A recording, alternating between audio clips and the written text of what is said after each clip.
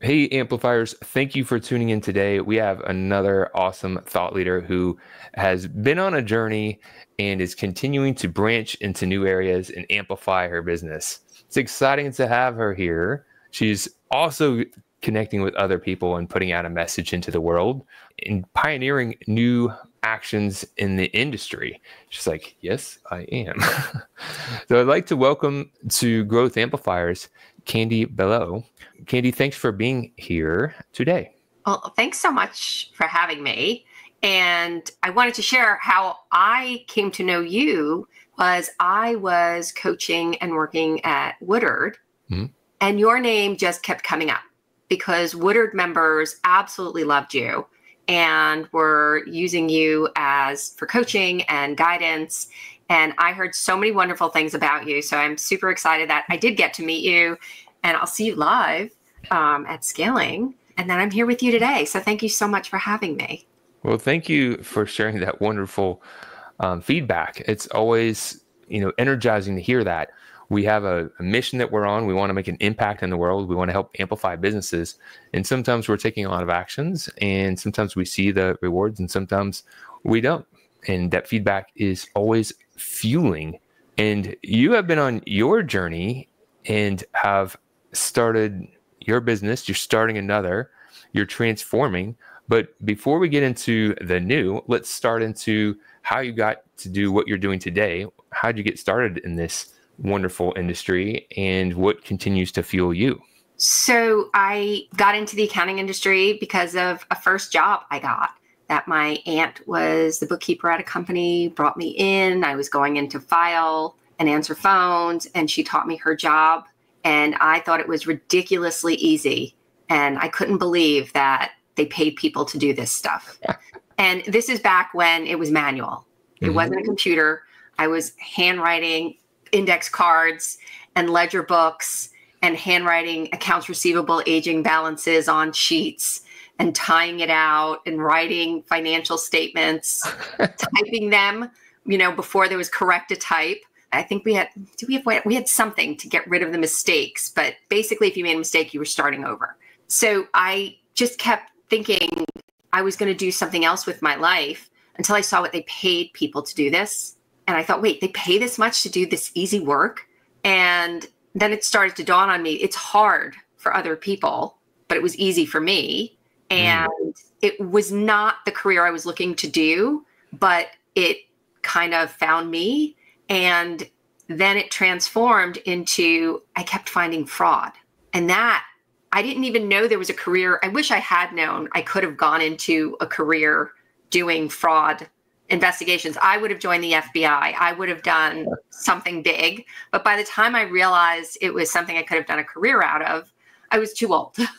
And, I grew up in a family where college wasn't discussed. It wasn't, you were going to get a nice job in an office and maybe work for the electric company so you could get a pension. So there was no talk about starting a business. I grew up in an apartment building and apartments, and nobody buys a house. And so all of these things were not familiar for my family. So there was nobody helping me and saying, well, if you want to go to college, well, let's look at that. It was me working all day and taking a bus and going to community college at night because I had wanted to do these things. And it just kept transforming. I joke I was the white sheep of the family. I just didn't know where I fit, and they loved me anyway, but I was just doing things that didn't make sense to them. And it just kept going, and I kept finding myself in leadership positions, in companies I would join. I'd go in, and all of a sudden I'm kind of running the place. And I started doing this at a young age, and it was just this natural thing that I didn't even know. Wasn't trying. It was just something that happened. It's sparking out of you. You're driven to lead, to grow, to push, to inspire. And I did. And I got so much joy out of seeing people do well and learn and to bring them up. So I guess that's what ended up doing it is I was just working with people Mm-hmm. And I believed in the companies I was working with and the missions and what we were trying to accomplish. And I wanted people to do well and I wanted them to make more money. So I wanted to help them learn more and get us to work as a team. So that leadership, and then I knew the accounting was so important. You needed to know your numbers. So I just kept in that direction. And now, Cramerica Business Solutions. How did you come up with this name? How did you come up with this vision? Oh, in New York, I live right outside of New Orleans now. Mm-hmm. But when I was in New York, I did consulting. And so it seemed to my friends I didn't work because I would get a job and I'd work on my own time and getting things done. And they would call me and say, hey, can you meet for lunch? And I'd be like, yeah, sure. Let's just go. Or you want to go to Europe next week? Yeah, I'm in. Count me in. I'm going. And they were like, wait a minute. You don't seem to work and you have money. You're Kramer from Seinfeld. And so they kept calling me Kramer and saying, where do you get your money from? And why are you always free? And it was because I was making my own hours and I was making very good money doing consulting in New York. And when I started my company under my name, and which was not Bello at the time, but I said, I need an official name for the company. And they joked and said, well, you're Kramer, so you got to make it Cramerica. And that was Kramer's company. So I said, okay, that's what I'm going to do. And they're like, no, that was a joke. Like, you cannot call your company Cramerica. Nobody will take you seriously. And I said, if people don't want to work with Cramerica, I don't want to work with them. And Cramerica was born. The only problem is nobody knows Seinfeld anymore. I got it. And I'll mention, in the company's Cramerica, it's named after Kramer from Seinfeld. And they're like, yeah, I never watched that show. And Oh. Womp, womp, womp. So, yeah. So you're helping people out. Now, I know a lot of people want to get in consulting and advisory. They're used to doing kind of more of the service providing of like bookkeeping or accounting or things of that nature, but they don't know how to make that transition. A lot of people think they've got imposter syndrome. They don't feel like they know enough to charge for their knowledge and expertise. Where people who are facing that block, what would you tell them? Well, I find that most accountants are providing advisory services or consulting, whatever you want to call it, whatever the name is today that we're using, and not charging for it. Because we have years of experience. We have so much insight. We have things we've learned from our own lives, our own businesses, from clients' businesses, from going through things with them. We have such a wealth of knowledge that we automatically are providing those services. But you're right. A lot of people have that imposter syndrome, or they don't feel like they could charge for it, or, well, I don't want to say I'm a CFO. And, it's interesting how people will downsell themselves when they're already doing the work. And I don't know that I have a magic formula, but, I definitely realized within myself, I nearly went bankrupt because of my mindset. I had done all of these things, but I wasn't charging for it. And it wasn't until I started saying, wait a minute, for them to hire an employee to do what I do would cost them, maybe $75,000 a year, or somebody at my value is going to be a lot more than that. Right. And I'm charging them $500 a month, charging them $350 a month. And they can't get me, like you couldn't hire me for that. And my team, you can't do that either. So I started to realize if I don't run a sustainable, profitable company, I won't have the talent I need to work for me. And I'm going to have to get a job. And who am I helping then? I'm helping one company versus having my own firm. I can help more and have employees, which multiplies how many people we can help. I think that's a really good shift in perspective. If you're thinking about it, it's all about you and the things you can get. That messes with some people because they're like, I don't want to be self-centered. But if you're thinking, well, this is not just about me, but it's about the bigger impact I can make. And I need to do this in order to provide a bigger impact so I can provide more for my team, so I can provide more to my clients. Yeah. That's critical. For me, a couple of things came into a reality that helped me make that shift. Number one, I had started off as a technician doing like website design and helping people build websites. And I had a client who was a doctor, and he's a nice guy. We helped him grow his practice into multiple locations, and he treated me nicely. He's a nice guy, but how he viewed me was a technician. And I would be giving him expert advice that was helping him grow his business. And then I watched him hire some consultant that basically told him the same thing for multiples of what I had been telling him already. I'm like, I basically did a year's worth of work for you. And you gave that same amount of money to someone else to tell you the same things I've been telling you for the last couple of years. That is maddening.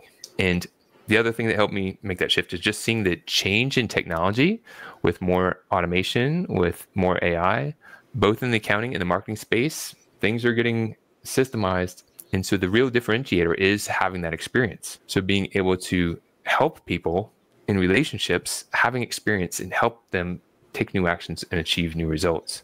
And now you're taking new actions too, because you have learned more and you have a new venture that you're kicking off. Tell us more about where you're going. Well, I have a couple of things going on.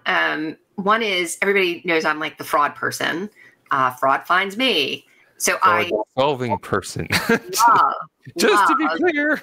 Yeah, I love finding fraud or helping to prevent it and educating the accounting community on how they can also do that. Because people also are afraid, just like advisory. Oh, I can't do this. I don't know. And it's like, no, you can do this. Trust me, you can do this.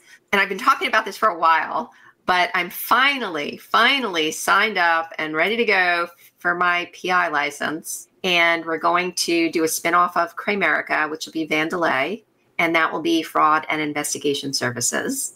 So that will be launching in the fall. And my other little venture is the Unbalanced podcast, which is being produced by Anchor and with my co-host Samantha Halburn, who's amazing. And it's the raw, unfiltered, unscripted stories of firm ownership and problems and things that you go through that you don't anticipate. It's not the happy, great stories. There are some happy endings, but it's the frightening things that maybe could help you avoid some pitfalls that I've gone through and that others have gone through. And also so you don't feel so alone. You know, it's hard. I tell you, as a coach and advisor, when I'm working with clients, I initially had the impression that I had to provide so much and solve all the problems, and come to realize that one of the biggest values that people have is just being able to vent and talk and get some feedback, because they feel isolated. They can't tell their team members everything that they're thinking. They don't want to go and put all their challenges out to everyone else and their colleagues and let that go everywhere. So it's like they're holding all these challenges and just being able to put them out there in the world. And so what I really love about that podcast concept is it will help people realize that they're not alone and they can prevent some mistakes. And now I'm going to put you on the hot spot, seat, and see if you could kind of give us a little teaser, maybe something that you've had an experience, challenge that you went through that kind of might give someone a little taste on what they could expect. Which one do we want to announce here? I'm very open about these things. Not when I was going through them, right? But I nearly went bankrupt, and it was because of my pricing. I was not pricing properly. I was giving away the farm. I was working 7 days a week around the clock. I couldn't make payroll. I was living off of predatory loans, credit cards, cash advances, all the things I would never, ever let a client do. But I was too ashamed to admit to anybody how badly I was failing. I didn't want to admit to, I think when this started, I was not married yet. But I remember when I finally admitted it to my now husband, his response was, "I thought you were rich." And it was because I was living beyond my means. And we had separate bank accounts. And when he wanted to do something or we would talk about stuff, I would just take a cash advance or a loan so I could go along with things, because I didn't want to say I was not making when I moved to New Orleans from New York, I wasn't making the same kind of money. And I was ashamed to admit that. And I was ashamed to say I can't afford the same lifestyle I had in New York. And so I just did bad things, very bad things. And, when I finally told him, he didn't speak to me for, I think, 3 days. And then he sat down with me and he said, all right, let's figure this out. How much do you owe? And we just went through everything. And we figured it out. And it took a while. And in the meantime, we ended up getting married. But I do remember the day I said to him, I said, oh, by the way, the cars are paid off. And he said, which one? I said, both of them. And he said, oh, okay. And he said, that's great. And I said, oh, credit cards are paid off. And he goes, which ones? I said, all of them. He said, oh. He's like, how much do we owe the IRS? Like, oh, IRS is paid off. And he said, wait a minute, who do we owe? I said, just the mortgage. And he said, everything's paid off? I said, everything is paid off except the mortgage. And he just looked at me. He's like, I knew you could do it. And it was like that faith in me that he had, that I made this mess, but I was going to fix it. And he was like, I'm here to support you however you need me to. But I know you know what to do because your clients are wealthy. So you know what to do. Do it, and he just gave me that push. And the day I told him that, it was such a relief. And I've pulled all kinds of crazy things. Like you were talking about with your team. I remember talking to the team and I said, if there was one thing I could do for you, what would it be? And they were like, it would be really nice if we could go to the doctor. We don't have health insurance. I was like, well, I'm a small firm. And they said, well, it would be nice. And they said, well, you have health insurance because, I paid for it. And I said, okay. And I canceled my health insurance and told my husband. Wow. And I said, I've canceled our health insurance. And until the whole company has health insurance, we don't have health insurance. Wow. And he said, what does that mean? I said, I'll figure it out. And I had to figure out what it was going to take to make enough money to give the entire company health insurance. And and I did it quickly because there was pressure. Yes. But the thing is that I realized, how is it okay for me to go to the doctor and you can't go to the doctor? Like you want your kids, or that I could take time off to go see my kids at school, but you can't. And while I know I own the company, I've put a lot into it and I've blood, sweat, and tears. These people are working hard and I want them not to miss out on things. So I redid the entire company. I scaled us down, got rid of a lot of clients, got rid of a lot of employees, and I only kept the ones that we had the same value system and the same mission. And that's where we're at. What I like about what you've shared there is you had a good why and the pressure to take new actions. Sometimes it's those challenges that help us grow. We don't always like them when we're in the middle of them, but we can look at them as either problems and be upset about them, or we could look at them as challenges to grow and face them head on and tackle them. Quick story on my end, because I think it's a great concept. I have one business partner now. I did have two, but the first one had a change of heart after working in the business for a while. And she had initially intended to do one thing, but then didn't keep that intention. We had the first setback in our business. We lost some of our biggest clients. We took revenue hits, and we were kind of like left with a mess because we had put her as the face of the business. And it was like, here she goes, launching off into something new that we helped support her get to. And then now we're sitting kind of like with the challenges with it. And that really messed with my mind. I went into victim mindset and was kind of angry and afraid and all the different things that come along with it. It's kind of like going through a divorce, but didn't have to go through a divorce. Long story short, I was going to a group of International Coaching Federation, and I met someone who was going to get their master's, and they were looking for volunteers, and they asked me if I'd be so kind as to do some mindfulness stuff with them. And going through the sessions, I'd realized that I needed to communicate those things, because without doing that, I was trying to fight it and being the tough guy. I'm the growth amplifier. I don't need to, have these problems. I should be above this. But that was causing me to have a lot of anxiety and stress. I was sitting in the parking lot with my wife one day, and tears just started falling out my eyes. She's like, "What's going on?" I'm like, "I don't know. I don't know what's going on." So I share that now because it was an awareness of how opening up and putting it out there is how you be strong, how you can become stronger. And I had it backwards. And having gone through that, I now am much more authentic and transparent. It's just, I'll tell you, I'm not perfect. I've got my own challenges, but I am an advocate. I have studied a lot, and I can help other people amplify. This isn't about me, but I wanted to take the time to share a personal story, since you did as well. And that's the theme of your podcast. Tell us again, people want to learn more about your podcast. Where should they go?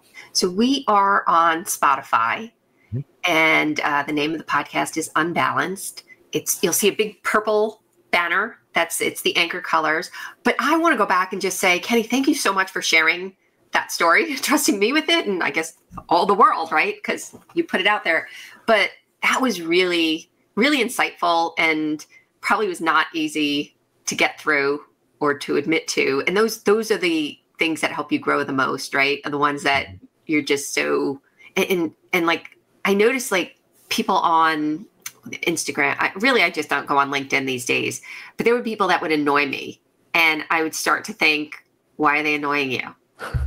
And because they were doing something I wanted to do but didn't have the balls to do, right? And they were going ahead doing it, and I'm aggravated because I'm not out there. And so it's like I keep trying to say, like, what is it with me that's causing these feelings, that's causing these problems? Like, to look to me and not to play the victim, because it's so easy to go there, but it's not helpful.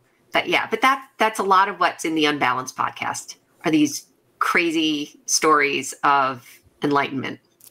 And without going on to another deep dive into it, I didn't realize what I was doing when I was in it. It's just like, when you're dating somebody who's a bad relationship, which I'm married now, but once upon a time, you can remember dating someone and you look back, you're like, why was I doing that? That was actually really not smart.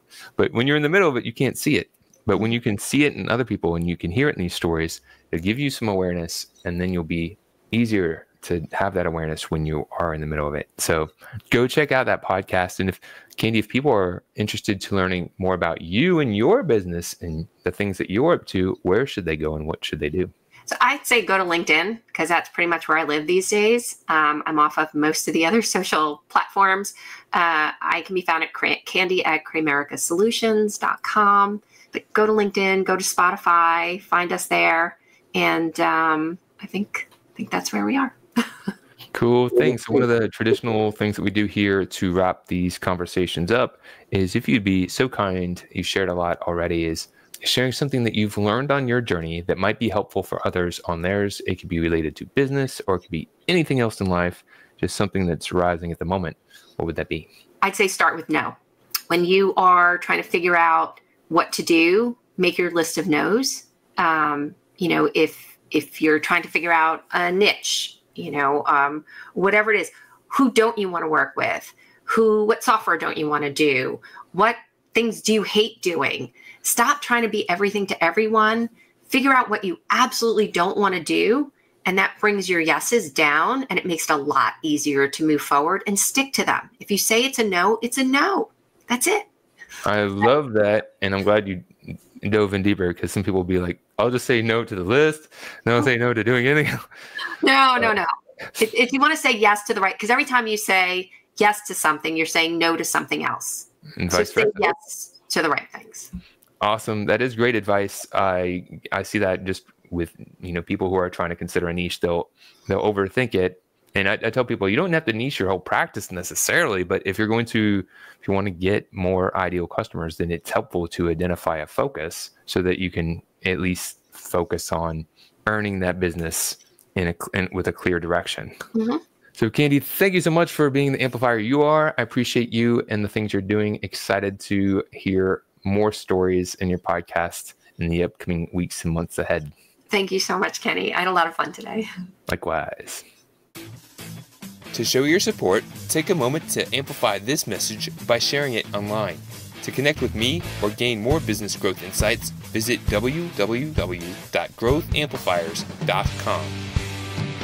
Thank you for your support.